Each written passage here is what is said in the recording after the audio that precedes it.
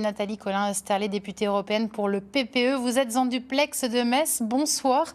Vous vous battez pour une politique de santé européenne. Est-ce que ça ne pourrait pas au moins commencer par une concertation sur les mesures sanitaires ?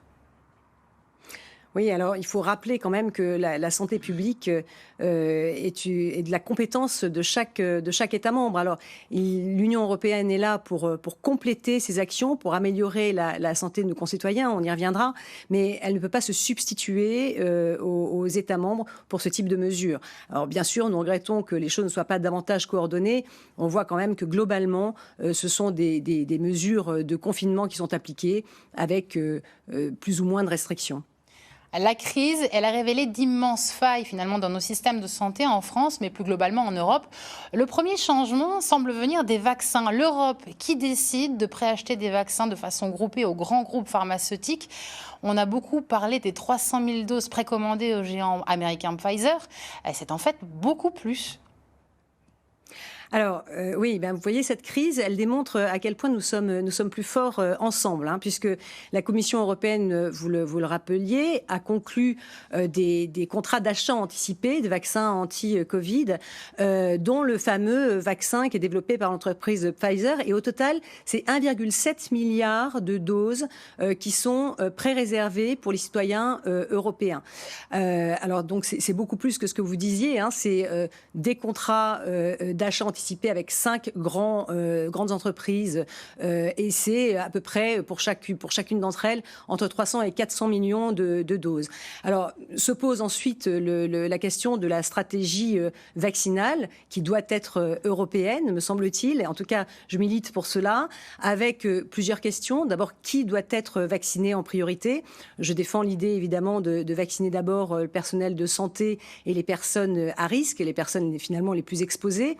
Et puis ensuite, le mot-clé, c'est la confiance à l'égard de ce vaccin, puisqu'on voit bien qu'il y a quand même une forte réticence, notamment en France, à l'égard du vaccin. Mais moi, je voudrais rappeler sur ce plateau que l'Union européenne applique les normes les plus élevées en matière de sécurité. Et il va falloir informer là-dessus, qu'il y ait une bonne transparence sur les contrats qui ont été conclus, et puis vraiment une information massive, parce que ce n'est que si le taux de vaccination est suffisamment élevé que nous parviendrons à cette immunité collective que nous souhaitons tous. Autre question, l'Europe a multiplié par 10 cette année son budget alloué à la santé. Alors déjà, à quoi cela va servir ?